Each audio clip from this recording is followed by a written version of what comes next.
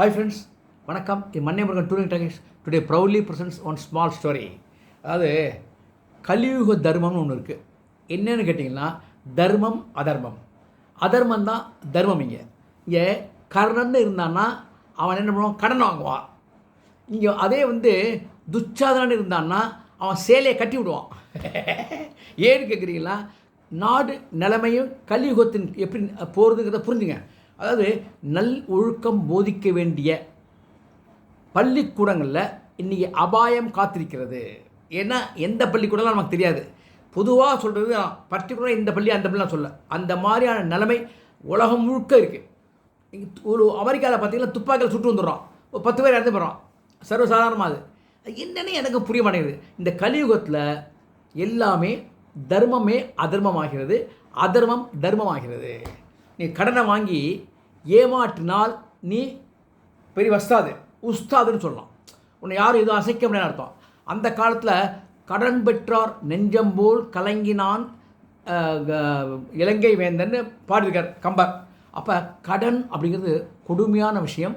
அது வாங்கினா அது எந்த அளவுக்கு ஆபத்தானது, அவமானமானதுங்கிறத அவர் எழுதினார். ஆனால் இன்றைக்கி கடன் வாங்குறது பெருமை, அதுலேயும் கடனை வாங்கிட்டு கொடுக்காமல் இருக்கிறது ரொம்ப ரொம்ப பெருமை. இதுதான் சார் கலியுகம். இப்போ புரிஞ்சுங்க, கதை கேட்போம்.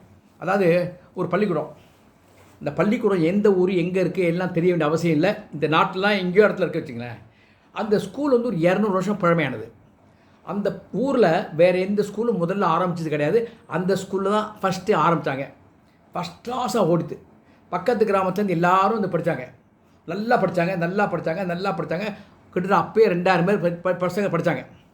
அதுக்கப்புறம் என்னாச்சு, காலம் மாற மாற அந்த ஃபஸ்ட்டு ஜென்ரேஷன் கேப் எடுத்து அவர் பையங்க அடுத்த பையன் வரத்து பள்ளிக்கூடம் ஓரளவுக்கு படுத்து விட்டது. 1000 பேர் தான் இருந்தோம். என்ன காரணம் என்றால் மற்ற பள்ளிகள்லாம் தோன்ற ஆரம்பித்து விட்டன. அவர்கள் தோன்றினா அவர்கள் கொடுக்குற சிலபஸ்ஸு, அவர்கள் கொடுக்குற விதமான எக்ஸசைசஸ்ஸு, சில ஜிம்னாட்டிக்ஸ் வேலையெல்லாம் பண்ணுறாங்க இல்லையா, அதெல்லாம் பார்த்து அந்த ஸ்கூல் மிகப்பெரிய ஸ்கூல், மிகவும் உயர்ந்த ஸ்கூல்னு சொல்லிட்டு போட்டி போட்டுன்னு சேர்றாங்க. அப்படி சேர்றதே இடம் இருந்தாலும் இடம் கிடைக்கவில்லை என்று அந்த பெரிய பெரிய ஸ்கூலில் சொல்லப்படுகிறது. அப்போ என்ன சொல்கிறாங்க, நீங்கள் ஒரு சீட்டு கேட்குறீங்க சார், எனக்கு 50 பேர் பாக்கி பெண்டிங் இருக்குது கொடுக்குறதுக்கு, எனக்கு நான் என்ன செய்ய முடியும்னு சொல்லுங்கள். நான் என்ன பண்ண போகிறேன், நாளைக்கு வாங்க சீட்டு உங்கள் இருக்க குலுக்கி போட்டு எடுக்க, நீ உங்களை எடுக்க சொன்ன யாராவது எடுங்க, யாருக்கு விழுகிறதோ அவர்கள் பிள்ளைகளுக்கு கொடுக்கப்படும். அதையும் மீறி நீங்கள் கேட்டிங்கன்னா என்னால் ஒன்றும் செய்ய முடியாது, 1 லட்சம் அதிகமாக கொடுக்க வேண்டியிருக்கும். அப்போ தான் ஒரு கிளாஸுக்கு எக்ஸ்ட்ரா வாங்குறதுக்கு எனக்கு அதிகம் செலவாகும். சீட்டு போடணும், டீச்சருக்கு கஷ்டம், எல்லா விதமான கஷ்டங்களும் இருக்கிறதுனால அதுக்கு எனக்கு எக்ஸ்ட்ரா 1 லட்சம் அப்படி நான் தரேங்கிறான். இவன் பாருங்கள் அப்படிங்கிறான். அப்போ நீதியை கொடுக்க வேண்டிய கல்வி அநீதியை செய்கிறது. இதுதான் கலியுகத்தின் முக்கியமான ஒரு கட்டம். சரி, இப்போ நம்ம கதைக்கு வருவோம். கதையில் என்னாச்சு, அந்த கதையை அவர் என்ன பண்ணார், ஓனர் என்ன பண்ணார் பார்த்தார். அவருக்கு தாக்கு பிடிக்கல. அவர் சொன்னார், இனிமே நம்ம கல்விக்கூடம் தருகிறது சரி வராத விஷயம். யாரையுமே நம்ப முடியல, ஆசிரியரையும் நம்ப முடியல, ஆசிரியையும் நம்ப முடியல, பையங்களையும் நம்ப முடியல, எவன் என்ன பண்ணான்னு தெரிய மாட்டேங்கிறது. அதுக்கு பதில் நம்ம தான் சொல்ல வேண்டியிருக்கு. உரிமையாளருங்கிற முறையில் நல்ல விலைக்கு வந்தால் விற்றுடுவோமே அப்படின்னு அவர் ஆளை தேடுறார். எப்போதுமே இங்கே ஆளுக்கு பஞ்சமே கிடையாது. பணம் கையில் கோடிக்கணக்கில் புரள்றது. அந்த அவன்லாம் என்ன பண்ணுறான், அந்த கோடிக்கணக்காக வச்சுருக்கிறவங்களாம் எங்கே கொண்டு பதுக்கிறதுன்னு தடுமாறுறான். அந்த காலத்துலலாம் பாட்டிய மகள் என்ன சொல்லுவாங்கன்னாக்க, தங்க காசுகளை பானையில் போட்டு பூமியில் புதைப்பாங்க. இப்போ இவன் அது மாதிரி புதைக்க முடியாது, பணத்தை எங்கே கொண்டு போடுறதுன்னு தவிச்சிட்டு இருக்கான். அப்போ இவருக்கு அந்த காதுக்கு தெரியாத ஒருத்தர் மாதிரி எதிர்பார்க்குறாருன்னு அங்கே போகிறார். கிட்டத்தட்ட ஒரு 1000 கோடி குத்துடுறார். 1000 கோடிக்கு போகாது. பில்டிங்லாம் பார்த்தீங்கன்னா அதிகபட்சம் 20 கோடி 30 கோடிக்கு மேலே போகாது. ஆனால் 1000 கோடி பெறுகிறார். ஏன்னா அவர் இத்தனால் பட்ட கஷ்டங்கள் நஷ்டங்கள் எல்லாத்தையும் சேர்த்து வாங்கிடுறார். அவனும் கொடுத்துட்றான், இவரும் வாங்கிட்டு போடுறார். இதுதான் ஆரம்பத்தில் கல்வி ஆரம்பித்தவருடைய கடைசி மகனுடைய பேரனுடைய குணம். கல்வி எப்படியே போதிக்கப்படுறது பாருங்கள். நீதி போதனை என்பது கிடையாது. அதற்கு பதிலாக ஒவ்வொரு பள்ளியிலும் ஒவ்வொரு ஆசிரியர் நடந்து கொள்ளும் விதத்தை பார்த்து அந்த மாதிரி நடந்து கொள்ளாமல் நாம் இருப்பதே நாம் கற்றுக்கொள்ளும் நீதி போதனை. புரிதா குழந்தையில பார்த்துங்க. சரி, அதாவது இப்போ என்னாச்சு, ஒருத்தனுக்கு ஒரு பேர், அந்த பையன் பேர் கடைசியில் சொல்கிறேன். அந்த பையனோட அப்பா வந்து ஒரு லேபில் அசிஸ்டண்ட்டாக இருக்கார். அது ப்ரைவேட் லேப் தான். என்னென்னா அவன் சொல்லுவான், இந்த இடத்துல போய் பிளட் எடுத்துகிட்டு வாமா. இப்போ பிளட் எடுத்துகிட்டு வருவார். அதனால் ஒவ்வொருத்துக்காக போவார். சில டெஸ்ட்லாம் பண்ண சொல்லுவான், டெஸ்ட்லாம் பண்ணுவார். அந்த மாதிரி தான் வேலை தான், குறைஞ்ச சம்பளம். இந்த ஸ்கூலில் இது கொஞ்சம் பரவாயில்லைன்னு சேர்த்தாங்க. ஏன்னா மற்ற ஸ்கூலில் கம்பேர் பண்ணுறது இதில் ஈஸியாக இடம் கிடைக்கும். சேர்த்துட்டார். சேர்த்தா ஒரு நாளைக்கு பையன் பயங்கரமாக வயத்தொலி துடிச்சு போயிட்டான். அந்த ஸ்கூலில் என்ன ஒரு முக்கியமான விசேஷம்னா, வாசலில் வந்து ஒரு குச்சி மிட்டாயின்னு ஒரு மிட்டாய் தொங்க விட்டுருப்பான். ஒரு கம்பில் நிறையா மிட்டாய் பார்த்தீங்கன்னா தொங்கும், மெழுகு மாதிரி தொங்கிட்டு இருக்கும். அது மாவு மாதிரி இருக்கும், நீல கலர், சேப்பு கலர், பச்சை கலர், பல கலரில் இருக்கும். இவன் கேட்பான், என்ன ஒன்று கேட்பான், உனக்கு என்னப்பா மிட்டாயில் வேணும்ப்பா, எனக்கு பாம்பு போட்டு கொடுங்கம்மா. அவன் என்ன பண்ணுவான், அழகாக பாம்பு பண்ணி கொடுப்பான். ஒருத்தன் தேள் வேணும்பான், ஒருத்தன் வந்து நண்டு வேணும்பான். ஒவ்வொருத்தன் ஒன்று கேட்பான், அழகாக எல்லாத்தையும் பண்ணி கொடுப்பான். எல்லா பசங்க சந்தோஷம் சாப்பிட்டு மத்தியானம் போயிடுவாங்க. மத்தியானம் 1 மணிக்கு அந்த ஸ்கூல் விடுறதுன்னா 1லேருந்து 2 வரையும் தான் அவன் அங்கே இருப்பான். அப்புறம் போயிடுவான். அவன் 4 டியூட்டி முடிச்சு வச்சு, அவனுக்கு முடிச்சு வச்சு டியூட்டி. சரி, இப்போ என்னாச்சு, வேறு யாரும் அங்கே கிடையாது. இப்போ முக்கியமான விஷயம் என்னென்னா, அந்த பையன் வயிற்று துடிக்கிறான். அப்போ துடித்தால் தாங்க முடியாத வயிற்று அப்புறம் மருத்துவமனைக்கு அழைத்து செல்கிறார். அப்போ மருத்துவமனையில் டாக்டர் சிம்பிளாக கேட்குறார், உங்கள் மருந்து பையனுக்கு வந்து உணவில் விஷம் கலந்திருக்கிறது, ஆகினால உணவில் தான் பிரச்சனை இருக்குன்னு. அப்புறம் உணவில் எனக்கு இருக்கிற மாதிரி தெரியலையே, நாங்கள் எப்போதும் சாப்பிட்ற சாப்பாடு தான் கொடுக்குறோம், வேறு எதுவும் பண்ணுறது இல்லையேங்கிறார். அந்த பையன் மிகவும் நல்ல பையன், உத்தமமான பையன், எந்த தவறும் செய்ய மாட்டான். அப்பா சொல்கிறார், வெளியில் சாப்பிடாத, வீட்டில் மட்டும் சாப்பிடு, தண்ணியாக இருந்தாலும் வீட்டில் கூட வெளில சாப்பிடான்னு சொல்கிறார். வெளியில் சாப்பிட மாட்டான் அந்த மாதிரி பையன். அப்பா அவர் லேபு டெக்னீஷியனாக இருந்தாலும் அவர் எதையும் சிந்திக்கவே இல்லை. சரின்னு சொல்லிட்டு யோசிச்சு வந்துட்டார். நல்லா ட்ரீட்மெண்ட் கொடுத்து ட்ரிப்ஸ்லாம் ஏற்றி ஒரு 2000 செலவு. அதுக்கப்புறம் அனுப்பிச்சிட்டாங்க. வந்தாச்சு, பிழைச்சிட்டான். மறுநாளைக்கு ரொம்ப கோபமாக போகிறார் பிரின்ஸிபால்கிட்ட. ஏன்னா அது ஆணா பெண்ணாங்க சொல்லக்கூடாது, பிரின்ஸிபால்கிட்ட போகிறார். அந்த பிரின்ஸிபால் ஆணா பெண்ணாங்க தெரியாது. அவர்கிட்ட போனோன்னா அவங்க பிரின்ஸிபால் என்ன சொல்கிறாங்க, தேவார்ப்பா மத்தியானம் 1 மணிக்கு ஸ்கூல் விடும், நீ 12:45 வா அல்லது 12:30 வா, அதுலேருந்து உனக்கு 10 நிமிஷம் பேச டைம் கொடுப்பேன் அப்படின்னு சொல்லிட்டாங்க. போயிட்டான். அப்போ கரெக்டாக 12:30 மணிக்கு வரான். 12:45 தான் கூப்பிட்றாங்க. என்னவா பிரச்சனை அப்படின்னு. இல்லை, என் பையன் எனக்கு உடம்பு சரியில்லை. என்ன நான் என்ன செய்யணும், இல்லை மருத்துவமனையில் சேர்த்து டிஸ்சார்ஜ் ஆகிட்டான். உனக்கு என்ன பிரச்சனை இல்லை, நல்ல சந்தோஷமான செய்தி தான் சொல்கிறீங்க. டிஸ்சார்ஜ் ஆகிட்டான், ஆனால் உணவில் விஷம் கலந்திருப்பதாக மருத்துவர் கூறினார். அப்போ நீ சாப்பாடு சரியாக போடலப்பா, மிஸ்டேக் ஒன்றோடது என்கிட்டயே வராதுக்கு. மேடம், நானும் விஷயம் தெரிஞ்சு வந்தேன் மேடம். நீங்கள் வாசலில் ஒரு மிட்டாய் கடை வச்சுருக்கீங்களா? யார் என்ன மிட்டாய் கடை? நானாக வச்சுருக்கேன், எனக்கு மிட்டாய் கடை கிடையாது. ஐயோ, உங்களுக்கு இல்லை மேடம், வாசலில் ஒருத்தர் நிற்கிறான் மேடம், பல கலரில் தொங்க விட்டுருக்கான், அந்த சீனி மிட்டாய்ங்கிறான், அதை பாம்பாக ஆக்கி தரேங்கிறான், பள்ளியாக ஆக்கி தரேங்கிறான், ஓனானா ஆக்கி தரேங்கிறான், நண்டாக ஆக்கி தரேங்கிறான். அதை முதல்ல எடுத்துங்க மேடம். நானும் சுற்றி எல்லா ஸ்கூலையும் பார்த்துட்டு வந்தேன், ஒரு ஸ்கூல்லையும் அந்த மாதிரி தின்பண்டங்கள் வைப்பதே இல்லை, வெளியில் விற்கிறது இல்லை. இப்போ என்ன பண்ண சொல்கிற மேடம், நீங்களே பள்ளிக்கூடத்தில் தனியாக ஒரு இடத்துல பேக்கெட் ஃபுட்ஸ், சேஃப்டி ஃபுட்ஸ்ன்னு இருக்கு இல்லையா, அதை வாங்கி நீங்களே விற்கலாமே மேடம். ஏன்யா நான் பள்ளிக்கூடத்தை விட்டு வியாபாரம் பண்ண சொல்கிறியா? போயா, உன் பையனோட வேறு ஸ்கூலில் சரியா அப்படின்னு பந்தா பண்ணுறாங்க. இவன் வந்து என்ன பண்ணுறான், தப்பாக நினச்சாங்க மேடம், உயிர் madam, food infection, food poison ஆகிடுச்சுனாக்க ரொம்ப டேஞ்சர் மேடம், தப்பாக நினச்சேன். இது பார், ஃபுட் பாய்சன், ஃபுட் இன்ஃபெக்ஷன்னா நீ கொடுக்குற சாப்பாடு சரியில்லைன்னு சொல்லு. அந்த வாசல் நிற்கிற ஒரு 7 வயத்தில் நீ அடிக்காதையா, ஏயா அந்த மாதிரி நீ நினைக்கத்தானே உன் பையனுக்கு வயத்தில் பிரச்சனை வருது, போயா அப்படி திருப்பி விட்றாங்க. செம்ம கடுப்பில் வெளில வரான். ஸ்கூல் விடுகிறது. அப்போ 1 மணி, பையன் வெளில வரான். வெளில வராரு.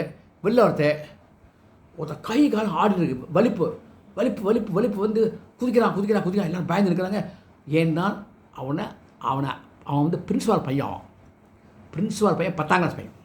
இவர் என்ன பண்ணுறார், டக்குன்னு ஒரு ஆட்டோவை கூப்பிட்டு இவர் 2 ஸ்கூல்லேயே போட்டு அவனை அழைச்சிட்டு போய் ஒரு பெரிய ஹாஸ்பிட்டலில் ஐசியூவில் சேர்க்கப்பட்டால் அப்போ தான் இது பிளட் டெஸ்ட் பண்ணுறாங்க. பிளட் டெஸ்ட் பண்ணிட்டு இவர் கேட்குறார், ரிப்போர்ட் பார்க்கலாமா? இல்லை சார், அதெல்லாம் டாக்டருக்கு மட்டும்தான் தெரியும், சீக்ரெட் ரிப்போர்ட். சார், சீக்ரெட் ரிப்போர்ட்டாக இருந்தாலும் நானும் டெக்னீஷியன் தான் சார், லேபு டெக்னீஷியன், என்னுடைய நேரம் நான் ப்ரைவேட்டில் ஒர்க் பண்ணுறேன், நான் தெரிஞ்சுக்கிறேன் சார், அவசரத்தை ஏதாவது வேணுன்னா நான் பிரின்ஸிபால்கிட்ட மேடத்தை உடனே சொல்லுவேன் அப்படின்ட்டு. சார், நீங்கள் யார்கிட்டையும் காமிக்காதீங்க, பாருங்கன்ட்டேன். அப்போ தான் புரியுது, அந்த அவன் சாப்பிட்ட உணவில் அந்த சீனி மிட்டாய் சாப்பிட்ருக்கான். அந்த சீனி மிட்டாயில் மெத்து கலந்திருக்கிறது. கொடுமை பார்த்தீங்களா? மெத்தனாலுங்க பார்த்தீங்களா, போதை மருந்து. அது 3 மணி நேரத்துக்கு இருக்குமா அது. அப்போ என்ன அர்த்தம்னா, இவன் 1 மணிக்கு சாப்பிட்டு போகிறான் இல்லையா, சாப்பாடு சாப்பிட்டு 1:30 மணிக்கு போவான், 2 மணிலேருந்து 5 4:45 வரலையும் 5 வரலையும் வச்சுங்களேன், அப்போ 5 வரலையும் அந்த போதை தெரியாது, அப்படியே அப்படியே சுற்றிட்டு இருப்பான் சொர்க்கத்துலேயே. அப்போ எவனாவது அந்த ஸ்கூலை விட்டு போக மாட்டான். அதே சமயத்தில் அந்த ஸ்கூலில் சேர்கிறதுக்கும் எல்லாருக்கும் ஆர்வம் ஏற்படும். என்ன கண்டிஷன்னா, இதை வாங்கிய ஒரு கருப்பு பணக்காரர், கள்ளப்பணக்காரர் சொல்லியிருக்கார், 1000 பேர் இருக்காங்க, அடுத்த வருஷம் அது 1500 ஆகணும், அதுக்கடுத்த வருஷம் 2500 ஆகணும், அப்புறம் 4000 ஆகணும் சொல்லிட்டேன். இந்த ஏரியாவில் நம்ம ஸ்கூல் தான் நம்பர் 1 இருக்கணும், பழைய நிலைமையை நீ கொண்டு வரணும், அதுக்கு தான் உனக்கு சம்பளம் இவ்வளோ கூட கொடுத்துருக்கு. அப்புறம் கண்டிஷன் பண்ணி அம்மா பயந்துட்டு அம்மா இல்லை பிரின்ஸிபால் பயந்துட்டு சரிங்கன்றாங்க.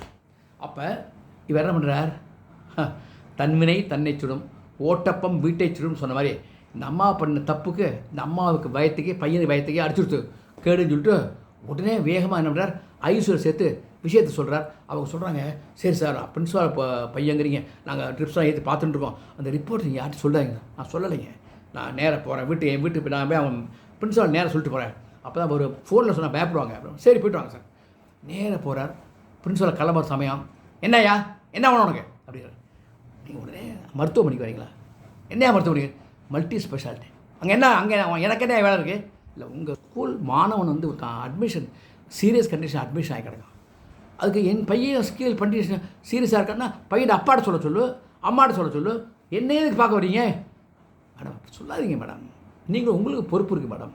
ஏன்னா அது நான் எப்படி வாயால் சொல்கிறது, என்னைய வாயால் சொல்கிறது வயத்தால் சொல்கிறதுன்னு சொல்லியா, இல்லையா, இல்லைம்மா தப்பாக நினச்சிக்காதீங்க, இல்லைங்க ஏன் சொல்கிறேன்னா பிரின்ஸிபால் ஐயா அம்மான்னு சொல்லக்கூடாது, தெரிஞ்சு அது பிரச்சனைப்படும், பிரின்ஸிபால் கோச்சிக்கக்கூடாது, ரொம்ப சீரியஸ் கண்டிஷன் இருக்காப்புல. ஏன்னா எனக்கும் அந்த ரிப்போர்ட் பிளட் டெஸ்ட் ரிப்போர்ட்லாம் தெரியும், நானும் டெக்னீஷியன் தான், பிளட் டெஸ்ட் லேபில் பார்க்குறவன் தான். என்னென்ன மிரட்டுறீங்க, முதல்ல பையனுக்கு வந்தேன், அப்புறம் நான் கோவத்தோடு சொன்னோன்னே இப்போ வேறு ட்ரிக்கு பண்ணி எவனோத்தனை இப்போ விஷத்தை கொடுத்து அங்கே கொண்டு சேர்த்துருக்கியா, என்ன மேடம் இப்படிலாம் நீங்கள் பேசுகிறீங்க, தப்பு மேடம், நான் பண்ணினேன்னா அது என்ன நடந்ததுங்கிறது நீங்கள் லேபில் கேட்டு பாருங்கள், அவங்க சொல்லுவாங்களான்னு தெரியாது, ஏன்னா இது பிரச்சனையாகப்படும், அவங்களுக்கும் பிரச்சனையாகப்படும். அதனால் நான் இப்போயே சொல்லிடுறேன், தயவுசெய்து ஒரு விஷயத்த சொல்லிடுறேன், ஏன்னா அரசாங்கம் எப்படி டீல் பண்ணணும்னு தெரியாது, உங்கள் ஸ்கூலே மூடிடுவாங்க. ஆகியனால ஒன்று சொல்லிடுறேன், அவன் உங்கள் பையன் தாங்க அட்மிஷன் ஆகிடும். என்னையா, ஆமாங்க உங்கள் பையன்தான் அட்மிஷன், நான் போகிறதே பார்த்தேன், நீங்கள் சொன்னீங்க இல்லையா, ரொம்ப வேகத்தோட கோவத்தோடு தான் போனேன், ஒரு பையன் வலிப்பு வந்து கீழே விழுந்துருந்தான், அப்போ எல்லோரும் பயந்து நின்றுந்தாங்க. அப்போ நான் உடனே என்ன பண்ணேன், அதுக்குள்ளே அந்த ஜீனி மிட்டாய் விற்கிறவன் வெளில ஓடி போயிட்டான். நான் உடனே என்ன பண்ணேன், ஆட்டோ வர வச்சு அந்த பையனை போட்டு வேகமாக மல்டி ஸ்பெஷாலிட்டி ஸ்பெஷல் மல்டிபடி காஸ்ட்லி தான் அங்கே போனேன். அங்கே போன உடனே விஷயத்தை சொன்னேன், என்னால் உடனே பணம் கொடுக்க முடியாது, பெரிய இடம் நிச்சயமாக பணம் கிடைக்கும், கவலைப்பட வேண்டாம், அதுக்கப்புறம் என் பையனை டிஸ்சார்ஜ் பண்ணுங்கள், உடனே அவசியம் பாருங்கள் என்ன. அவங்க டெஸ்ட் பண்ணி பார்த்துட்டு அப்போ தான் சொன்னாங்க, பெரும் பாய்சன் கலந்துருக்கிறது, அது கொஞ்ச நாளில் மூளையையும் பாதிச்சிடும், அதுக்கப்புறம் கோமாவில் போயிடுவோம் அப்படின்னு சொன்னாங்க. என்னையா சொல்கிறேன், என்னையா இப்படிலாம் சொல்கிறீங்க, என்னையா புதுசாக பயமாக இருக்கையா. அம்மா ஐயா அழாதீங்க, ஏன்னா நான் அந்த மாதிரி அழுதேன், அழாதீங்க, தீர்வு காணுங்க. என்ன தீர்வுக்கு நீங்களே சொல்லுங்கள். வாசலில் சீனி விற்கிறான் இல்லையா, அவனை இனிமேல் சீனி விட மாட்டேன், ஒரு வயலுக்கு கிட்ட விட மாட்டேன், இந்த பக்கம் ஒரு மைல் அந்த பக்கம் ஒரு மைல் ஓடு போகிறான்னு சொல்கிறேன். எதுக்கு என்ன சொல்கிறேன்னாக்க, உங்கள் மகன் வந்து சீரியஸ் கண்டிஷனில் தான் இருக்கான், மெத்து பாதிப்பு அதிகமாக இருக்குது, அவன் தினமும் அந்த மிட்டாயை வாங்கி சாப்பிட்டுட்டு இருக்கான். இன்னி வெள்ளிக்கிழமை, நாளைக்கு சனிக்கிழமை லீவு, ஞாயிற்றுக்கிழமை லீவு, அந்த சீனி விற்கிறவனுக்கு 2 மிட்டாய் விற்கிறவனுக்கு 2 நாளைக்கு வர முடியாது, அதுக்காக எல்லா மிட்டாயும் தீர்ந்து போடணும் அப்படிங்கிறதுக்காக நிறையா எல்லாருக்கும் தினமும் 10 ரூபாய்க்கு என்ன கொடுக்கணும் அதை 20 ரூபா சரக்கை இன்றைக்கி 10 ரூபாய்க்கு கொடுத்துருக்கான், எல்லாருக்கும் நிறையா கொடுத்துருக்கான், அவன் தீர்த்துட்டு போகணுங்கிறதுக்காக. அதில் அதனால் மெத்துடைய பவர் ஜாஸ்தியாக போய் உங்கள் பையன் போதையில் சறுக்கி அதாவது மூளையில் வந்து பிரச்சனை ஏற்பட்டு இரத்த கசிவு ஏற்பட்டிருக்கான். இப்போ வலிப்பு வந்து நான் ஐசியூ போனேன் மேடம், நீங்கள் உடனே ஐசியூக்கு போங்க அப்படின்னா,